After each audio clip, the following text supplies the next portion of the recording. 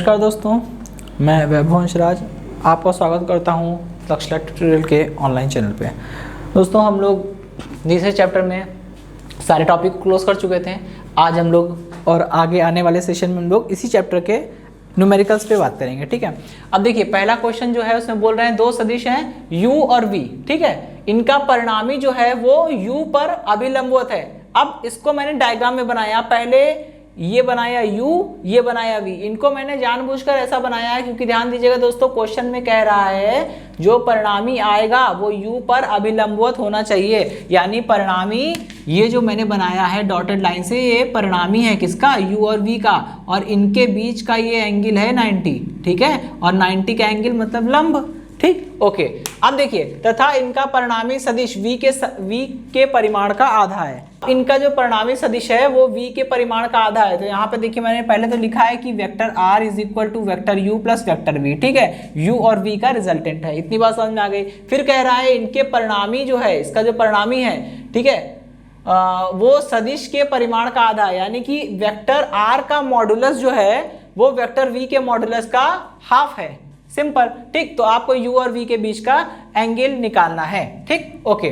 चलिए, अब इसमें एंगल निकालने के लिए आपको हमने मान लिया कि देखिए यहाँ पे दो चीजें हैं, जरा ध्यान दीजिएगा। u है, u इस डायरेक्शन में बना है, ठीक है, और v इस डायरेक्शन में बना है। अगर आपको इनके बीच का एंगल देखना है, देखिए एंगल देखने के लिए ये बहुत जरूरी है, दो वेक्टर्स के बीच में एंगल देखने के लिए बहुत जरूरी है कि दोनों वेक्टर के टेल आपस में मिले।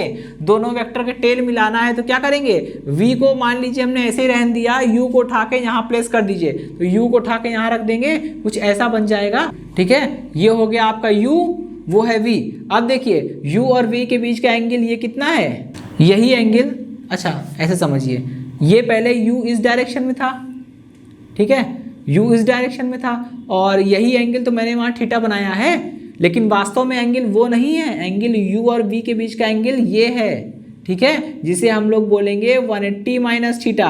तो एक्चुअल में करना क्या है, यहाँ से जो एंगल निकलेगा थीटा, ये u और v के बीच का वास्तविक कोण नहीं होगा। मुझे वास्तविक कोण निकालने के लिए 180 माइनस थीटा करना पड़ेगा, क्योंकि दो एंगल, दो वेक्टर्स के बीच का एंगल निकालने के लिए बहुत जरूरी है कि दोनों वेक्टर का टेल, ये पहला वेक्टर, ये दूसरा वेक्टर, इनके टेल आपस में मिले। और जब दोनों के टेल यानी कि दोनों की पूंछ आपस में मिल जाएगी तो ये जो एंगल होगा 180 माइनस थीटा, ये एंगल की मैं बात कर रहा हूं। लेकिन इसको हम अभी डायग्राम में नहीं बना सकते, तो हम क्या करेंगे, हमने इसको ये वाला एंगल थीटा माना है। ये अब इसको भूल जाइए, ये u है, ये v है, इनको एक triangle law of vector addition के फॉर्म में अरेंज किया है। तो u और v के बीच का जो एंगल है थीटा, ये वो थीटा है, और ये इतना थीटा है, तो ये कितना हो जाएगा 180 माइनस थीटा। सिंपल है ना। चलिए, अब उल्टा सपोज करिए, आप ऐसा देखिए कि इस वेक्टर v को हम रिजॉल्व कर रहे हैं, मान लीजिए, ठीक है, इस वेक्टर v को हम रिजॉल्व कर रहे हैं। तो इस वेक्टर, ये वेक्टर v का वेक्टर u के डायरेक्शन में कंपोनेंट कितना आएगा, वो आएगा v cos थीटा। ठीक, v cos थीटा आएगा डेफिनेटली। ठीक है, ओके। लेकिन क्योंकि इसके साथ कोण बन रहा है, मैंने बताया था जो वेक्टर जिधर से कोण बनाता है वो कंपोनेंट cos में आता है। लेकिन दूसरा वाला कंपोनेंट, सपोज करिए हमने इसको ब्रेक कर दिया ऐसे, तो इसका ये वाला कंपोनेंट आएगा v cos थीटा, ये आएगा v sin थीटा। ठीक है, तो इसका कंपोनेंट हम ले उसका v का ऊर्ध्वाधर घटक लेते हैं। ठीक है, v का ऊर्ध्वाधर घटक। ठीक है, देखिए v का ऊर्ध्वाधर घटक लिया तो कितना आया है, ये जो आएगा वो r के बिल्कुल बराबर होगा, क्योंकि डायरेक्शन सेम है और मैग्नीट्यूड भी सेम है। तो यानी कि जो r आएगा वो क्या आएगा, वो v sin थीटा। ठीक, और अभी कह रहा है, अभी इन्होंने कहा है कि जो r की वैल्यू है, जो r का कंपोनेंट है, ठीक है, सॉरी कंपोनेंट कह रहा हूं, r का जो मैग्नीट्यूड है वो v के मैग्नीट्यूड का हाफ है। यानी हम लिख सकते हैं r बराबर v/2। ठीक है, और ये v sin थीटा। अब यहां से देखिए, ऐसा मैंने इसलिए किया है क्योंकि मुझे बोला गया है कि mod of vector r is equal to 1/2 into mod of vector v। ठीक है, चलिए अब आप इसको यहाँ पे पुट कर दो। ठीक, देखिए v से v कटेगा, कितना आएगा, ये आएगा sine theta is equal to 1/2। यहाँ से इंप्लाई करेगा ये थीटा इज इक्वल टू कितना हो जाएगा, 30 डिग्री, है ना। यानी ये एंगल हो गया 30। लेकिन u और v के बीच का रियल एंगल, v तथा u के मध्य कोण, इसको निकालने के लिए हम क्या करेंगे, इसको निकालने के लिए हम 180 माइनस थीटा करेंगे। देखिए अब इसमें आप लोग कंफ्यूज नहीं होइएगा, अगर आपने त्रिभुज विधि लगा रखी है तो थीटा निकालने के बाद 180 माइनस थीटा कर दीजिए। लेकिन दोस्तों अगर आपने चतुर्भुज विधि लगा के उसका परिणामी निकाला है तो वहां पे जो एंगल आपको थीटा दिख रहा होगा वही वास्तविक एंगल होगा। ठीक है, जैसे मान लीजिए ये यू है, ये वी है। समांतर चतुर्भुज लगाने के लिए हम लोग यही तो करते हैं कि दोनों का टेल आपस में जोड़ते हैं। ठीक है, दोनों का टेल आपस में जोड़ेंगे तो बस जो एंगल आ रहा है वही एंगल है थीटा, वहां पे 180 माइनस नहीं करना है। लेकिन त्रिभुज, अगर आपने त्रिभुज विधि लगाई है तो थीटा निकालने के बाद 180 माइनस थीटा करना पड़ेगा। तो कितना हो जाएगा, ये फाइनल निकल के आएगा 150। तो ये तो चलिए पहला वाला क्वेश्चन हो गया। ठीक, अब इसी तरह से हम बढ़ते हैं नेक्स्ट क्वेश्चन पे। ओके दोस्तों, देखिए अब अगले क्वेश्चन में बोल रहे हैं दो वेक्टर्स हैं, ठीक है, P और Q। चलिए अब इन दोनों वेक्टर को जोड़ा गया है। ठीक, जोड़ने पर हमें रिजल्टेंट कितना मिल रहा है, R मिल रहा है। ये तो हमारा आधा स्टेटमेंट हो गया।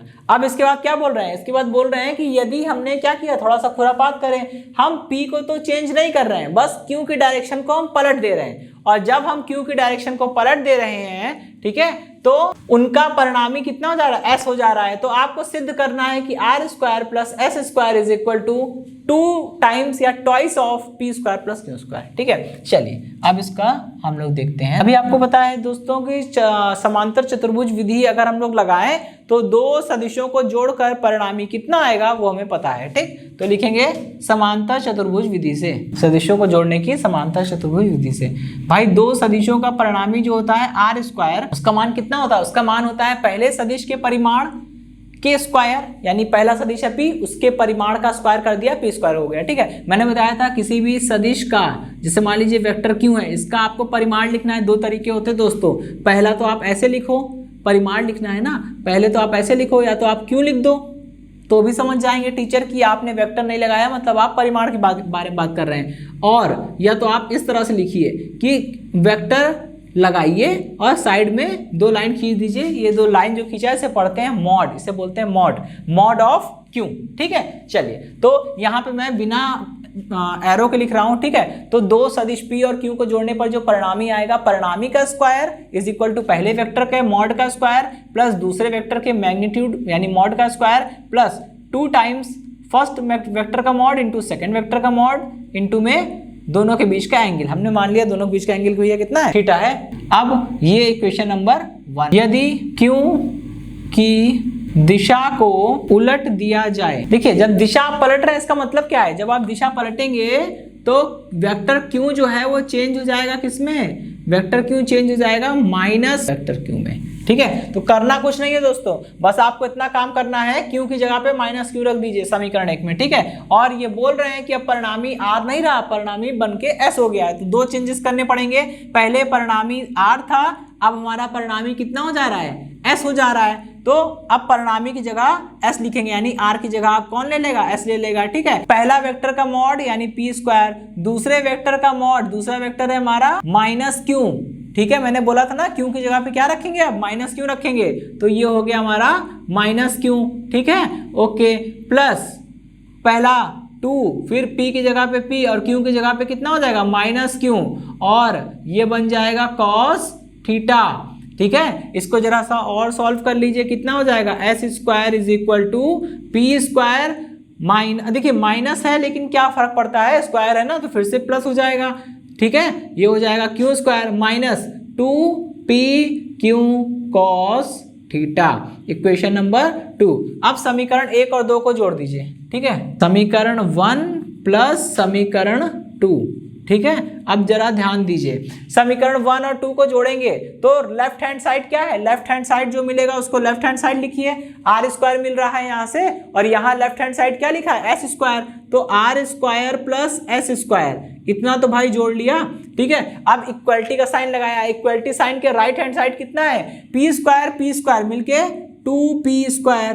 ठीक है, Q स्क्वायर प्लस का है, Q स्क्वायर प्लस का है, जुड़ जाएगा, सिंपल कितना आ जाएगा 2Q स्क्वायर। लेकिन इधर देखिए plus 2PQ cos theta plus में है, यहाँ 2PQ कॉस थीटा माइनस में, सेम है। जब आप जोड़ेंगे equal magnitude opposite in sign cancel हो जाएंगे। ठीक है, तो वो गायब भी हो जाएगा। ठीक, अगर आप लिखना चाहे तो यहाँ लिख दीजिए कि भाई 2PQ कॉस थीटा आया, फिर ये था।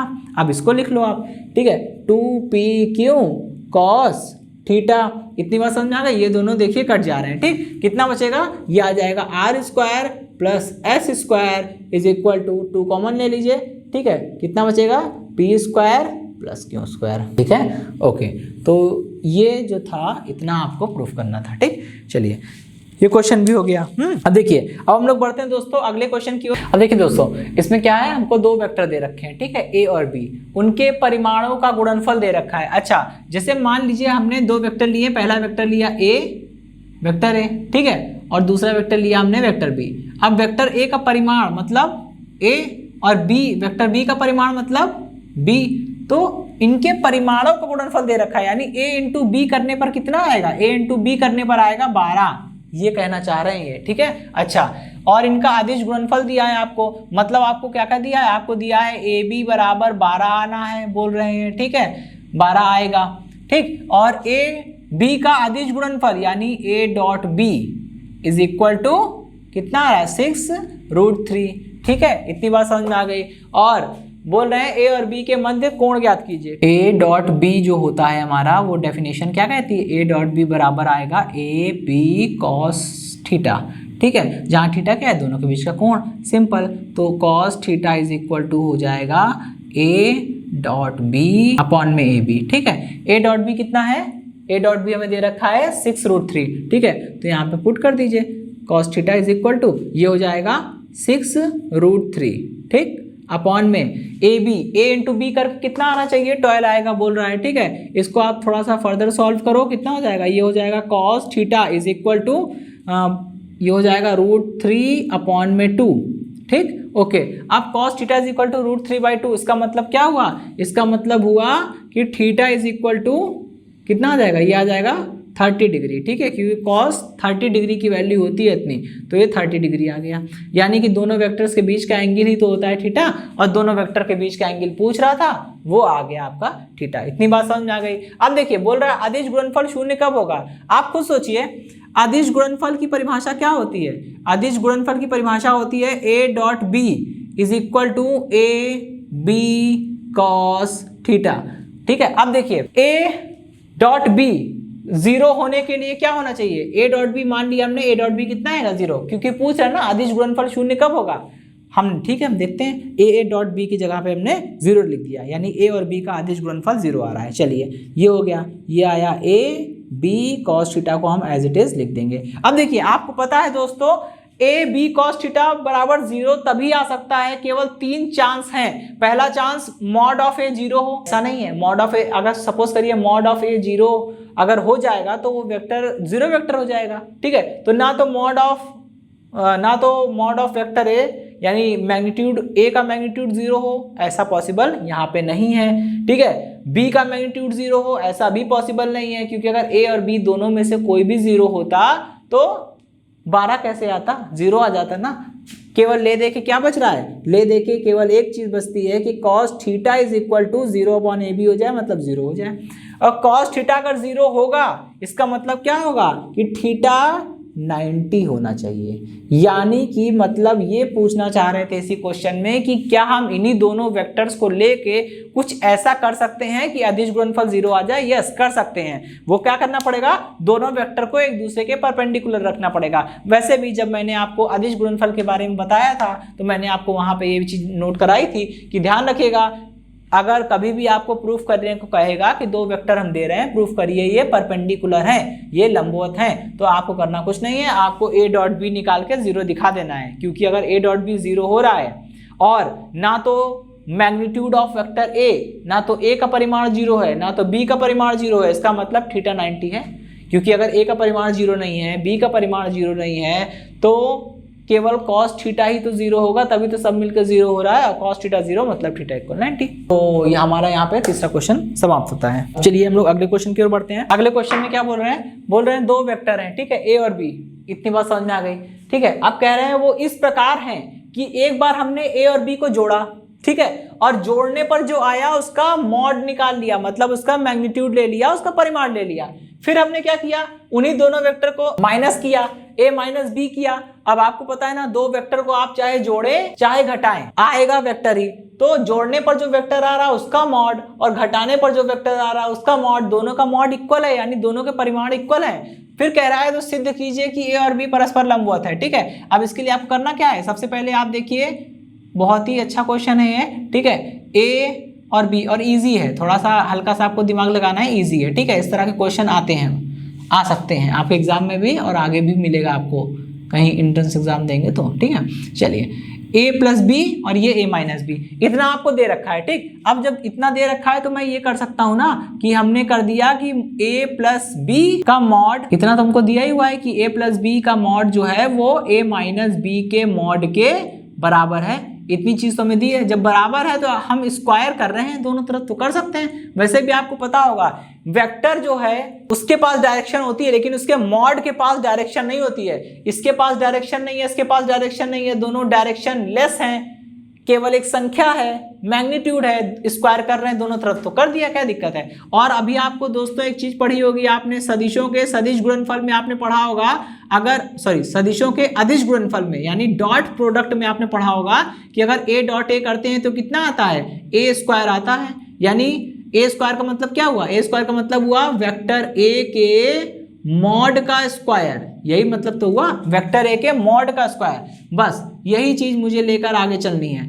अब इस चीज को मैं इसको इससे मिलाइए, क्या मैं इसको ऐसे लिख सकता हूं कि a plus B, vector a plus B dot a plus B. ठीक है, ओके, इधर देखिए कितना आएगा, इधर आएगा a minus B dot a minus B. ठीक है, ओके, चलिए अब ये कैसे किया, यहां से किया, जब आप मॉड ऑफ वेक्टर a के स्क्वायर को, मॉड ऑफ वेक्टर a के स्क्वायर को आप लिख सकते हो a डॉट a, यही चीज तो यहाँ पे है, बस अंतर क्या है, यहाँ पे a था, यहाँ a प्लस बी है, तो वही चीज लगा लीजिए। जैसे a मॉड ऑफ a के स्क्वायर को हमने लिखा था a डॉट a, वैसे mod of a plus B के होल स्क्वायर को हम लिख रहे हैं a plus B dot a plus B, इधर a minus B dot a minus B. अब मल्टीप्लाई कर दीजिए, कितना आएगा, पहले इसका इससे मल्टीप्लाई होगा। और मैंने आपको बताया था दोस्तों, ऑर्डर का आप ध्यान रखा करिए।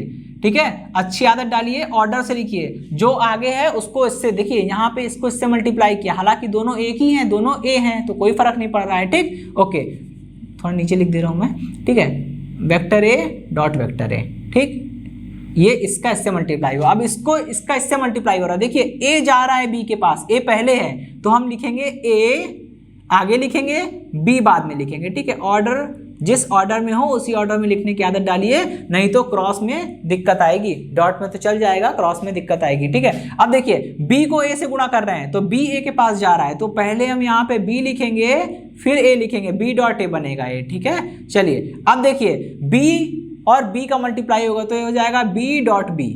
इतनी बात समझ में आ गई।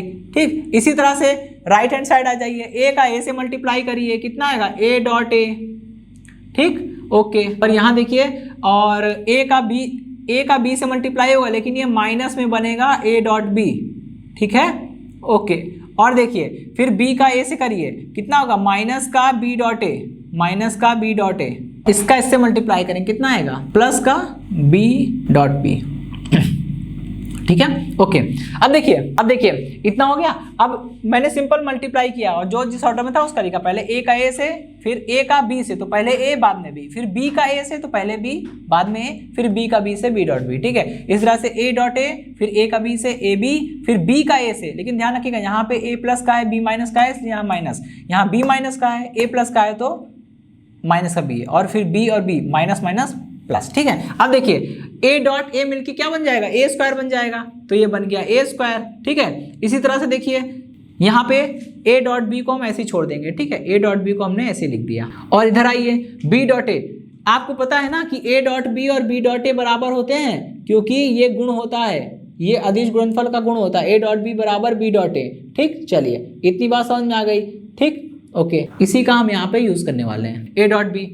ठीक, इतनी बात समझ में आ गई। अब देखिए जैसे a डॉट a स्क्वायर होता है, वैसे b डॉट b कितना हो जाएगा, b स्क्वायर हो जाएगा, इज इक्वल टू, यहाँ देखिए ये बन जाएगा a स्क्वायर माइनस का, इसको हम लिख ले रहे हैं a डॉट b को एज इट इज लिख रहे हैं। ठीक है, लेकिन इसको चेंज करेंगे, b डॉट a को अगर a डॉट b नहीं किया तो ये a डॉट b है, a डॉट b है, अगर ये a डॉट b नहीं हुआ तो कैसे जुड़ेगा। ठीक है, इसके लिए हम इसको भी चेंज कर देंगे, इस b डॉट a की जगह हम लिख सकते हैं a डॉट b, क्योंकि दोनों इक्वल होते हैं। ठीक है, तो हमने लिख दिया a डॉट b। चलिए ठीक है, और बी डॉट बी मिलके कितना बन जाएगा, बी स्क्वायर बन जाएगा। ठीक है, जैसे हमने यहाँ किया था। अब देखिए ए स्क्वायर से ए स्क्वायर कटा, बी स्क्वायर से बी स्क्वायर कटा, वो आप यहाँ पहले भी काट सकते हैं। ठीक है, खैर अपनी सुविधा के हिसाब से। अब देखिए ये कितना बन जाएगा, ये बन जाएगा 2 टाइम्स ए डॉट बी, इसको मैं ऐसे लिख देता हूँ 2 times A dot B is equal to, यहाँ देखिए माइनस का 2 टाइम्स ए डॉट बी। ठीक है, ले आइए इधर जोड़ दीजिए, कितना हो जाएगा 4 times A dot B is equal to 0। इसका मतलब निकला कि A dot B is equal to 0 और A dot B is equal to 0। अब वही बात आ गई ना, मैंने कहा था अगर आपको प्रूफ करना है कि लंबवत हैं तो आप उनका डॉट निकाल के 0 के बराबर दिखा दीजिए। अब इसका उल्टा, यहाँ पे खुद अपने आप ए डॉट बी 0 आ गया, इसका मतलब ये दोनों लंबवत हैं। यहाँ पे लिख देंगे, ये इस बात को प्रदर्शित करने के लिए काफी है कि दोनों वेक्टर लंबवत हैं। ए व बी परस्पर लंबवत हैं। ठीक है, बस इतना सिद्ध करना था, हो गया। ठीक है, देखिए इसमें कुछ किया नहीं गया है। ठीक है, ओके दोस्तों, तो आज के सेशन में हम लोग रखते हैं इतना ही, मिलते हैं हम लोग नेक्स्ट सेशन में। धन्यवाद।